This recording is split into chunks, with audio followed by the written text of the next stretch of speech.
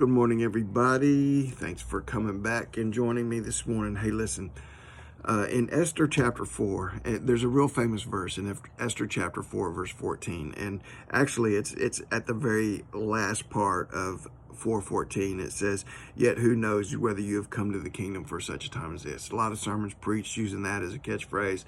A lot of devotionals using that as a catchphrase.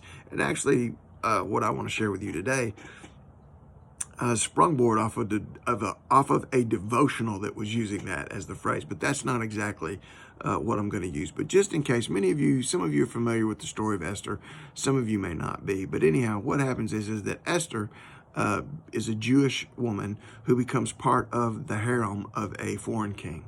Now, this foreign king is led by one of his top men to basically begin to plan out genocide of the Jewish people. They're going to wipe them out. And Mordecai, Esther's cousin, gets wind of this. And so he gets Esther and he says, look, you're part of the harem. You have an in or an access to the king that none of us have. And only you can save us. Only you can save us. And that's where this phrase comes in. Yet who knows whether you have come to the kingdom for such a time as this. And he was telling her, this is your moment. This is your moment. This is why you're here. This is what you're supposed to save the Jewish people.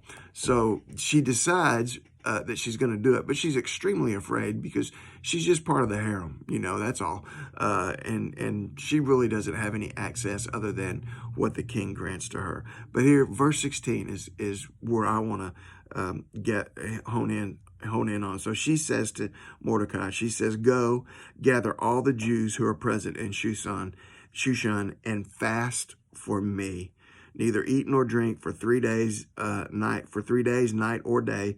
My maids and I will fast also, and so I will go to the king, which is against the law. And if I perish, I perish. So she says to Mordecai, she says, you get all the people together and you fast and you pray. And implicit in the Bible in fasting is that fasting and prayer go hand in hand together. They are together. And so she said, you get everybody together and you fast and pray because I'm going to need it for what I'm going through.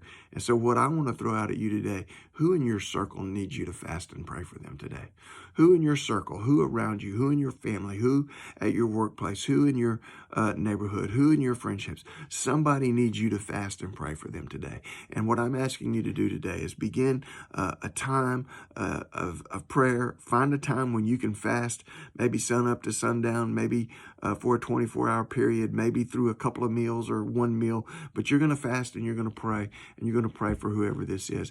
If you're a part of our church, you know that we are beginning this little thing to join with what we call the Who's Your One campaign, and I've asked everyone to let God give you someone who you're going to be praying for, and in praying for them, God is going to open the door for you to minister to them. Maybe you need to begin a season of fasting and praying for this person, whoever it is. But somebody in your circle needs you to fast and pray for them for whatever they're going through. We've been talking about prayer a lot, and so now the opportunity is for you to put feet to the put feet to the fire. That doesn't sound right. Put rubber on the road, to put feet to your words, and to actually begin to pray for somebody. Somebody needs you to fast and pray for them today. You fast and pray for them and get out there in faith today. Love you guys. Bless you. Bye.